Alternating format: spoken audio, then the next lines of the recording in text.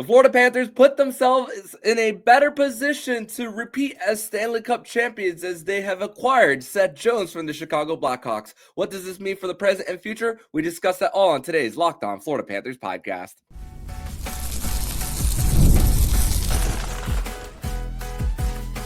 You're Locked On Panthers, your daily podcast on the Florida Panthers.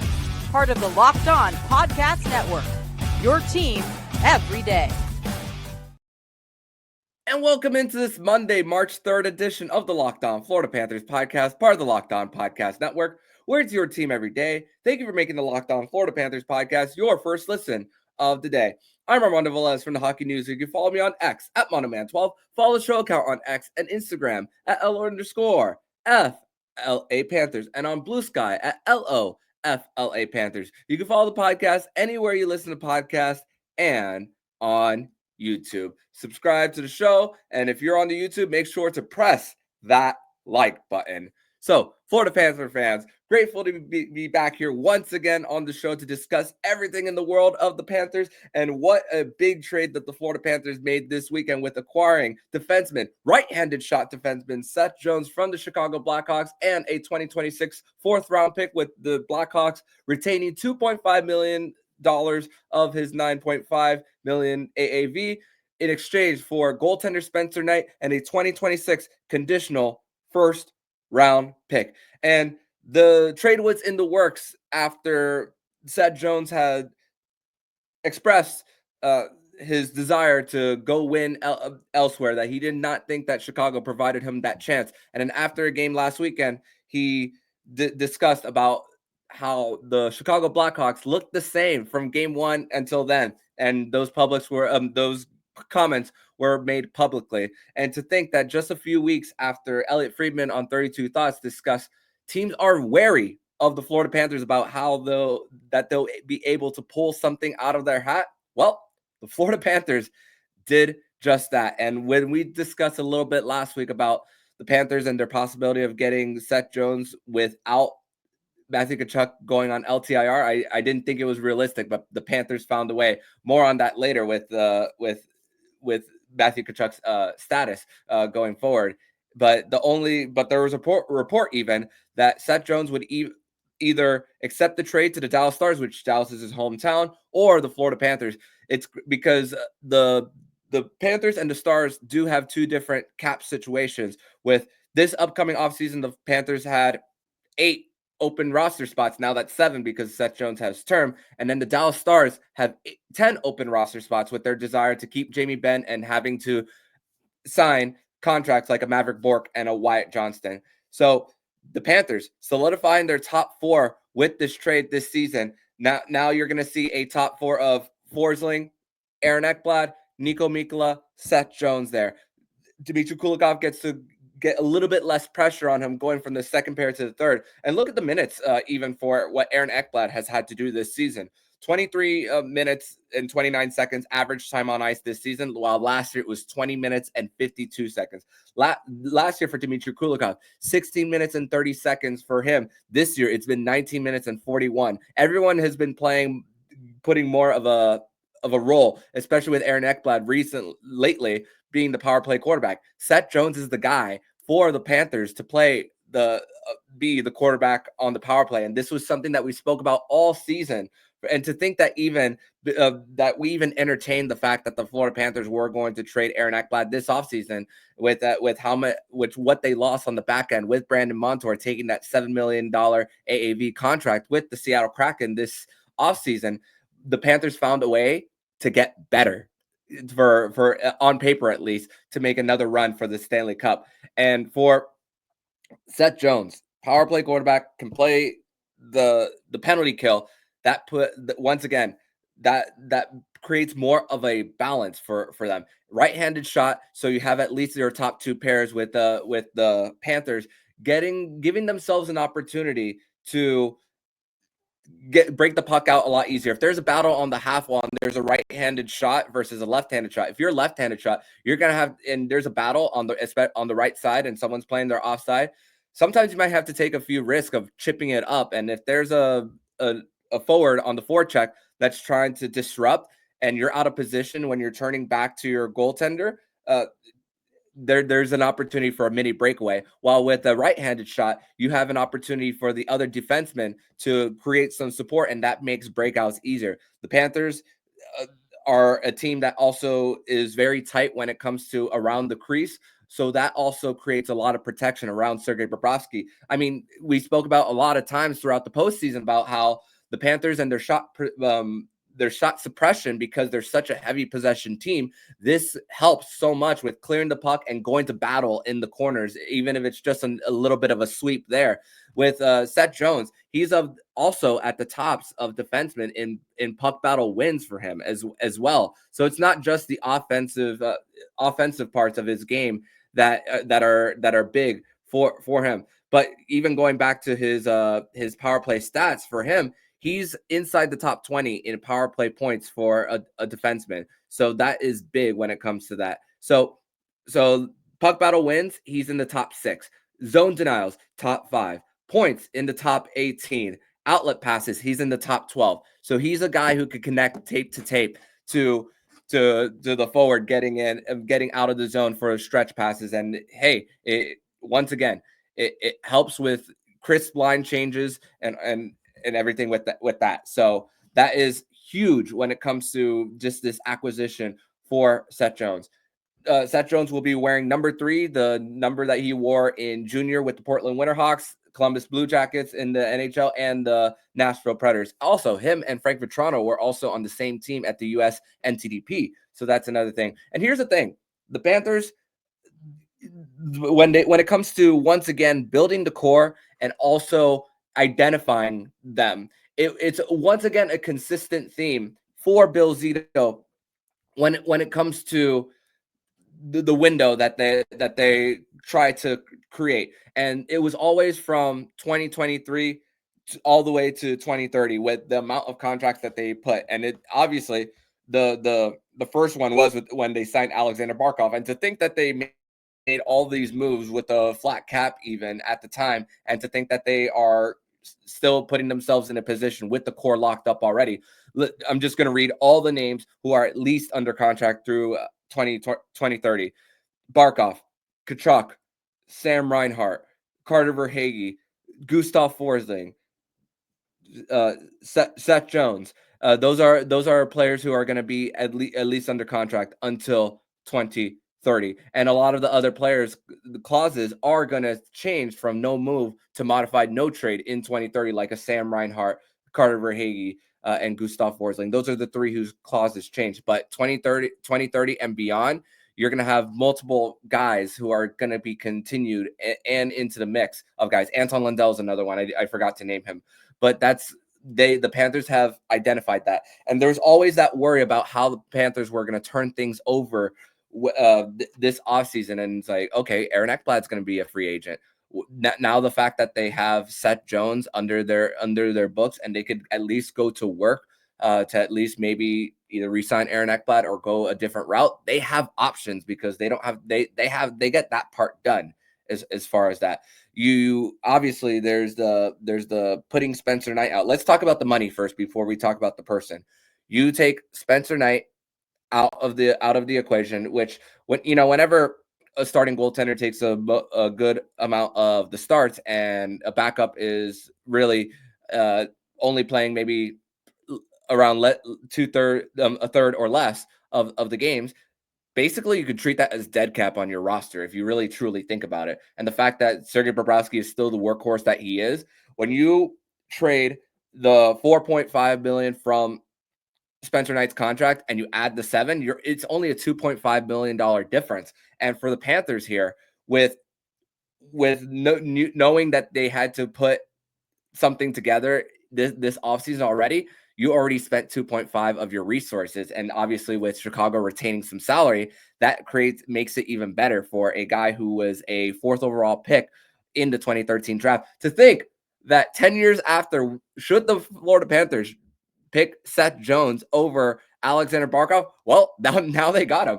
2 drafts, 2013 and 2014. The Panthers have 5 of the top 8 picks on their current roster from those 2 drafts there. So it's incredible to think how they put them together, how they manage their cap, and how they're able to fit it all in for for them.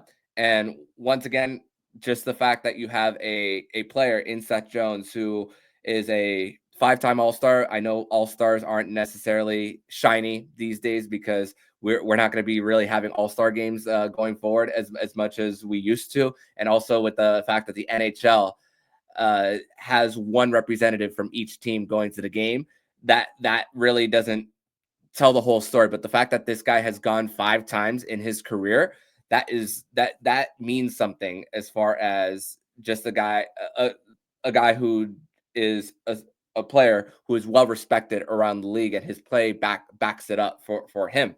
So great acquisition of Seth Jones. But now we are going to turn to the whole goaltending situation for the Florida Panthers and what that means going forward. We're going to discuss that all next here on the Locked On Florida Panthers podcast. But first, we're going to tell you guys all about wonderful pistachios. And are you looking for a snack that's both delicious and nutritious? Crack into a good source of protein with wonderful pistachios. Wonderful pistachios is one of the highest protein nuts.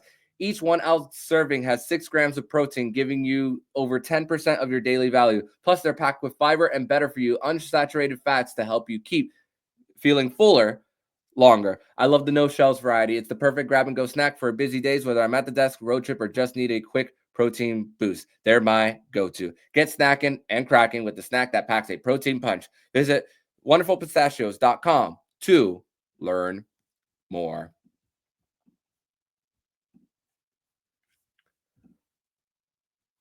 Back on this Monday, March 3rd edition of the Locked On Florida Panthers podcast to discuss everything in regarding the trade of Seth Jones to the Florida Panthers in exchange for Spencer Knight and a 2026 conditional first-round pick. And I'm fired up, if you can't tell by my voice. And honestly, I'll be truthful. In the first 5 minutes that this trade was announced, I was upset. I did not like the trade, but I had to take my temperature from a certain level up here to and put it back down and think a little. Not, I think I need to think more about what the Panthers have done since coming off their Stanley Cup run, of the fact that they haven't slowed down. Yeah, they're a few points out of first place, which they have a big battle tonight against the Tampa Bay Lightning, and incredible how well they looked on Saturday with Dan Vladar just not. Without him, it would have been like maybe 5-0 or 6-0 for the Panthers there, and how they've come out of the Four Nations break for them. And for the Matthew Tkachuk trade just a few years ago, it was another one of those where I was my initial shock and reaction to the trade was not liking it, because of course we as fans get attached to these players, and I would, 115 points for Jonathan Huberdeau, and then he gets traded out. But then you think about the identity that the Panthers had to have there to get a little tougher and to bring him into the mix and get a little younger at the same time for him. Yeah, Seth Jones is a little older with bringing him, and it's a defenseman versus a goalie for them. And here's the reality. The Panthers have trees on their back end. When you think about the build of the Tampa Bay Lightning in 2022, the Vegas Golden Knights in 2023, that blue line was just hard to get through. And for the Panthers, that's going to be a lot better when it comes to just the goals against for them, or the lack thereof that could happen for them. But mindset and the truth about the Spencer Knight situation and Sergei Bobrovsky, which we want to wish Spencer Knight here all the best because of everything he's been through. And his answers like, even listening to media availabilities, are so mature. He gets it for a guy who's just growing into his body and to his mind, and just playing into the position, and really has upped his value this year for him. And the seasoning that he got in the AHL last year has really put him in a position and has fast-tracked him more into being that number one starter for him, which it wasn't going to happen this year or next for the Florida Panthers here. And I think of more about Bill Zito. he wasn't going to be patient enough to keep $14.5 million in goalie salary on his roster. And I think it's a bit justified. I mean, people can hear not being patient about it and could take it whichever way they want, but that was gonna probably hinder you in the different parts of the roster for the Panthers. And yeah, the Panthers had to call Chris Driedger. There's still maybe not a solidified answer there at backup goaltender, which the Panthers could address. I mean, listen, the last few years, backup goaltender, Alex Lyon. Last year, Anthony Stolarz. This year, going into it, Spencer Knight. And even then, the Panthers haven't slowed down, and they have a goalie excellence department that is dedicated to putting some research behind the position. And here's the thing, thinking about it more and more, when with Bob and Spencer Knight's contracts coming up at the same time, and knowing that the Panthers would need to identify who their number one would be past 2026, the Panthers might have at the time, in the future, if he were still here, would have to go into a desperate route of giving him an even bigger raise than what Spencer Knight was already given coming off of his entry-level deal, $4.5 million. And even at the time, we were thinking, okay, I was thinking at least, although the tandem was overpaid as a whole, you kind of like the progression that and the trajectory that could happen when he was signed at the time. At least that was what I was thinking. But it's been up and down a whole year and not on the roster. And when he was sent down, only 1.5 million of his 1.15 million, of his salary was off the books. So there was also those 3 million and change in dead cap on the roster, while the Panthers had to build around that group for them.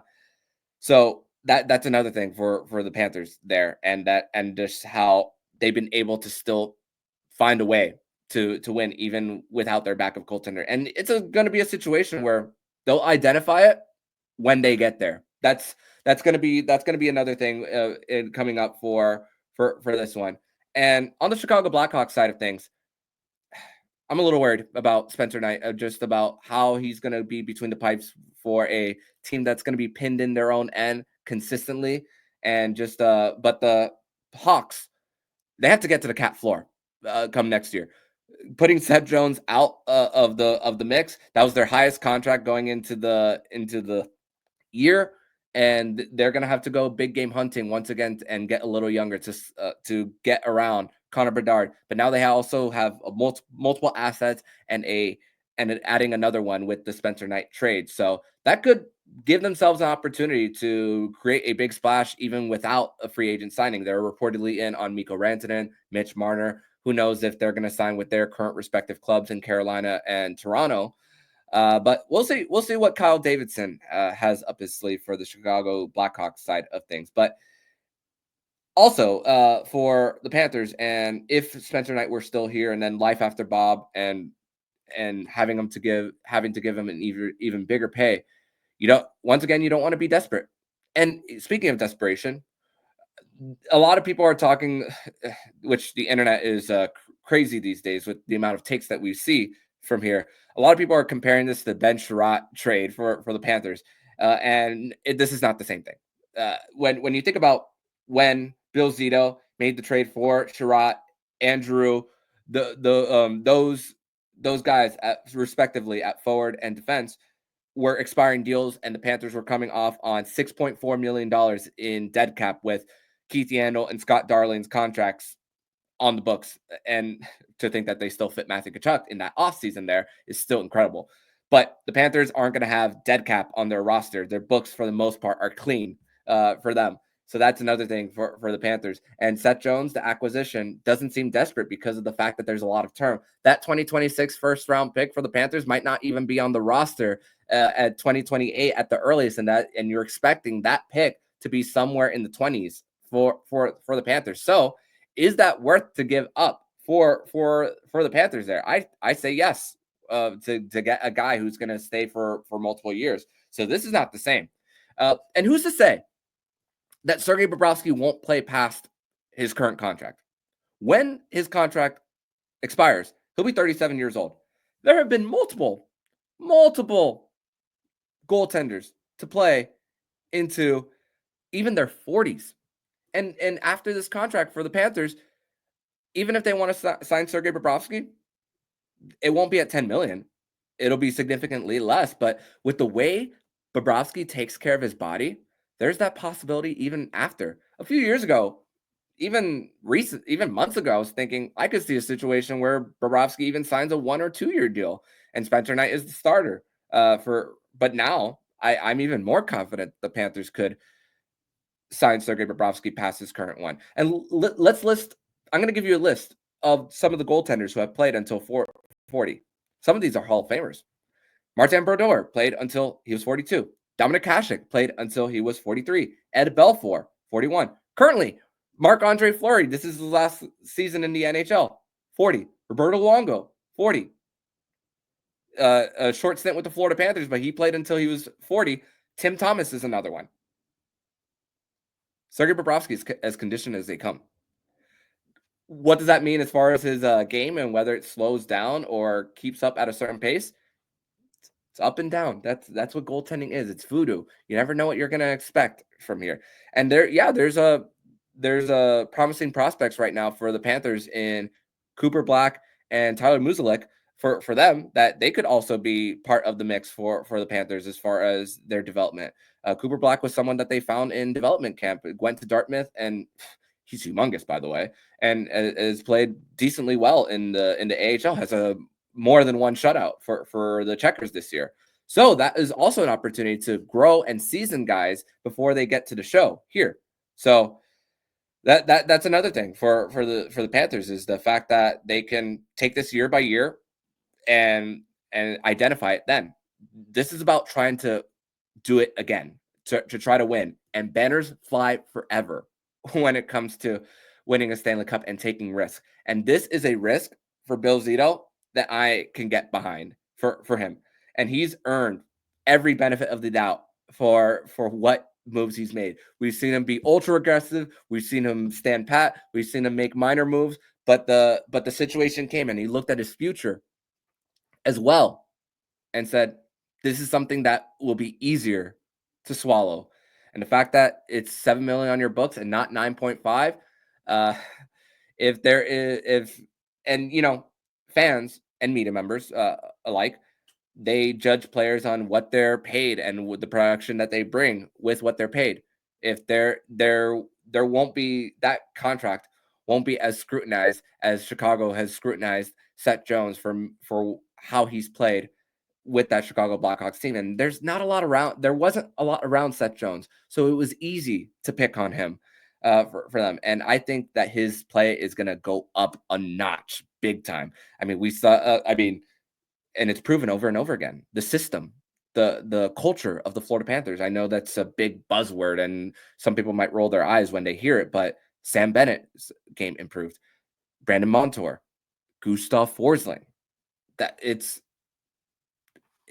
like there's enough of a sample size to know that this is a place that players can strive here. So that is the exciting part of that, when once again bringing in Seth Jones to the mix here in South Florida. And man, I can't wait for him to put on that sweater, and also for multiple years of him being with the Cats. And once again, the Panthers have identified who they're gonna go with. And if you're gonna go down big, go down swinging. That's the thing. Swing the bat. Even if you think that if you're in the box and there's a curveball and you think it's gonna at least go in on the corners, take that swing. And Bill Zito swinging that bat.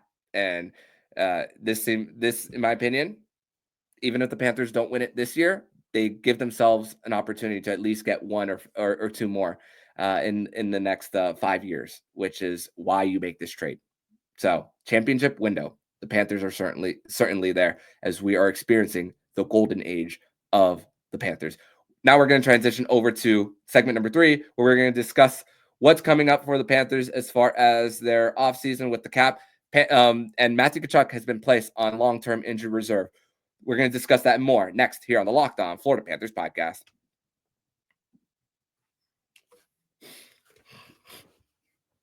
Segment number 3 here on this Monday, March 3rd edition of the Locked On Florida Panthers podcast. Thank you once again for making the Locked On Florida Panthers podcast your first listen of the day. And Saturday, just thinking about when the trade went down, in between the Florida Panthers' win against the Calgary Flames and the Blackhawks game against the Anaheim Ducks. So there was a lot of time that Bill Zito and Kyle Davidson could get on the phone for them to just put everything together and finalize everything for them.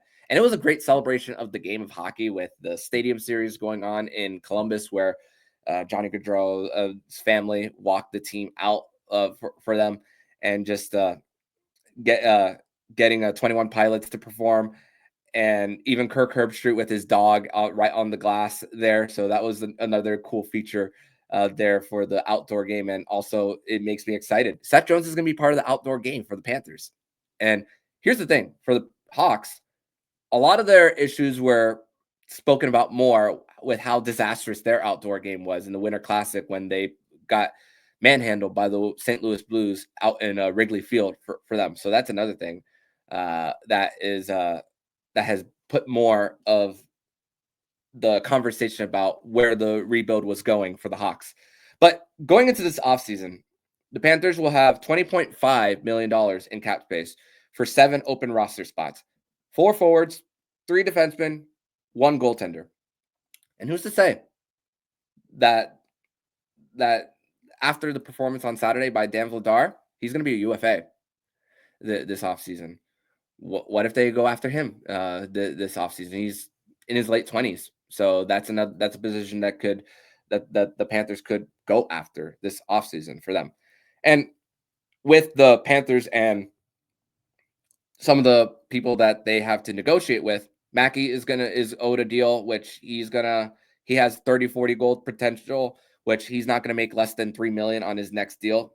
I mean, if the Panthers could get him at $5 million for 8 years, I'd be doing cartwheels if that's a deal that the Panthers end up signing for Mackie Samoskevich, because we've seen his progression and how he creates with speed and his stick skills. I'd be over the moon if they were to get him under that deal for him. And the conversation goes back to Ekblad and Sam Bennett for them. I mean, I spoke about this earlier. You only use 2.5 in actuality of your offseason projected offseason cap space to bring in Seth Jones, if you really do the math that way. But does it might decrease the chances of Ekblad resigning. I think Sam Bennett is going to be gone regardless, but it decreases the chance of Ekblad a little bit. But I think of his life situationally off the ice, which I'm not going to go too much into, because these are humans. I'm talking about their play and not their personal lives. But that for Ekblad, the fact that he's called South Florida home, that it could be a situation where Bill Zito says, hey, if you want to stay here, you got to take a discount here. And eventually, I know both of them are going to go way into their mid 30s for if Ekblad does stay. But this is a system that works well for him if he decides to sign here. But the Panthers also have an opportunity to add even more to their roster, because Matthew Tkachuk has been placed on long-term injured reserve. And here's the thing: when the Panthers made the trade for Seth Jones, they didn't have a goaltender on their roster, and they only had less than $500,000 in cap space. So they were not able to call up Chris Drieger. So the conversation of, they were waiting for this opportunity to put him on LTIR is like, no, the only way to do it was to do that for the Panthers. They have 12 forwards right now, 7 defensemen, and 2 goalies. And they were not going to, and the only player on their roster that was waivers exempt was Mackey. And are you going to go 11-7 for a few weeks, and for a few days until you accrue some cap space? And this is something that Matt Listenstatter, Pucks and Palms, he made that point. But also he made the point of Mackie Samoskevich. He's he's played at a certain level where why are you going to send him down even if it's for a paper transaction? The last time he was a paper transaction for the Panthers was only because Sergei Bobrovsky, the birth of his second child was going on in December, and you had to give Spencer Knight a few starts here for them. I get that there's a few back-to-backs for the Panthers coming up. So what the Panthers can use that $8.7 million in deadline cap space for them to solidify their bottom six, which is now the next point of emphasis for the Panthers to get maybe a Brandon Tanev, who's a shot blocking forward, Ryan Donato, who's played top center minutes in Chicago. And the thing is, with the Blackhawks now using all three retention slots, they can do another trade and keep the full salary of Ryan Donato, who's only $2 million of his salary. Jake Evans is another one at forward who's has plenty of playoff experience for the Montreal Canadiens there. So that's another part of it for the Panthers. And once again, going back to the LTIR conversation, I mentioned Tampa Bay a few years ago in 2021 when they got $17 million in LTIR money with Kucherov and Stamkos. They found a way to win the Stanley Cup. The Vegas Golden Knights with Mark Stone and them beating the Panthers then. This benefits the Panthers. And honestly, for groin injuries, once again, for Matthew Tkachuk, this gives me the impression as well. Not only do they want to add to the roster, but they want to say, okay, big picture, long term, what's best for the health of Chucky? And the fact that you don't want to rush him back where he could just play and re-aggravate it, that is a risk that I don't know that the Panthers are willing to take here. And it's best to let that part heal. It's not just going to heal with just stretching and going for more of a walk so that you could test the muscle there in the lower body, assuming that it's a groin. You got the only way to have it heal is time. And that is the part where we got to be a little patient with Matthew Tkachuk, but also this is an opportunity for it. At the same time, though, the Panthers could bring him back if they don't make another move. They'd have to waive one of their defensemen, which I believe it's going to be, I don't believe that defenseman is going to get waived, but I do think the odd man out as on defense for the Panthers now is going to be Uvis Belinskis. So I think we're going to see a third pair of Nate Schmidt and Dmitry Kulikov for the Panthers. I could be wrong for that, but Uvis Belinskis played a lot of minutes with Dmitry Kulikov at the start of the 2022-23 season when Ekblad and Montour were out for a significant period of time. But this is a big opportunity for the Cats, and that this is freed up money. This is and they don't have to sweeten deals and put more draft picks already, and that they could save some of their assets for future years at future deadlines for them as well. So there's that factor when it comes to that LTIR space that they have gained for them. And hey, you are trying to win a Stanley Cup. You recognize that once again that this Panthers team hasn't really slowed down from the year before. It's honestly made this regular season quite enjoyable for the Panthers. I know at times they've been on some losing streaks for them, but they're still well in the race for even the top of the Atlantic Division, which honestly, get healthy. That's really what it comes down to. It's going to be icing on the cake if they do win the division and they do get home ice in the first two rounds. But still, at the same time, health is wealth when it comes to the Stanley Cup playoffs. When it comes to the war of attrition that they're going to go through once again, here's another thing that I haven't even mentioned. Seth Jones hasn't been to the playoffs in a while, so it's a fresh body coming in, while the rest of the players who have been through the run before have more mileage on him. So those years of him not making the playoffs, it's fresh for the Panthers here. And I also think about it. I mentioned last week that Matthew Tkachuk, he's one who would be ready by mid-April because he's a pro's pro. And the only worry that I have is him on a line with Mackie Samoskevich and Sam Bennett about building up that chemistry together with in the regular season right before they get ready for game 1 of the postseason. But we're gonna know what the Panthers are thinking, connecting the dots for the Cats here.